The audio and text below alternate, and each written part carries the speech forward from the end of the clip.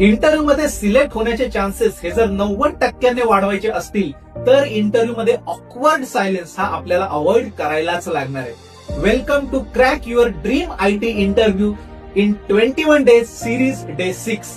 Interview मध्ये जर तुम्ही अचानक थांबलात, ऑकवर्डपणे हसलात किंवा असं जर बोलू लागलात तर रिक्रुटरला समजून जातं की तुम्ही क्लायंट समोर बसू शकणार नाही आणि त्यामुळे रिक्रुटरला परफेक्ट इंग्लिश नको असतं तर त्यांना क्लॅरिटी हवी असते. त्यामुळे इंटरव्ह्यू मध्ये काही गोष्टी या नक्की लक्षात ठेवा, जसं की अत्यंत साधे शब्द वापरायचे आहेत.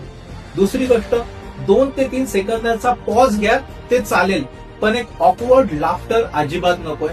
तिसरी गोष्ट कॉन्फिडंट पॉज घ्या, त्यामुळे तुम्ही विचार करून बोलत आहात हे जरी इंटरव्ह्यूला चालवलं तरी आपलं इम्प्रेशन हे पॉझिटिव्ह पडतं. त्यामुळे इंटरव्ह्यू मध्ये रिक्रुटरला अगदी परफेक्ट इंग्लिश नसलं तरी चालतं, पण आपला कॉन्फिडन्स हा नक्की परफेक्टच पाहिजे असतो.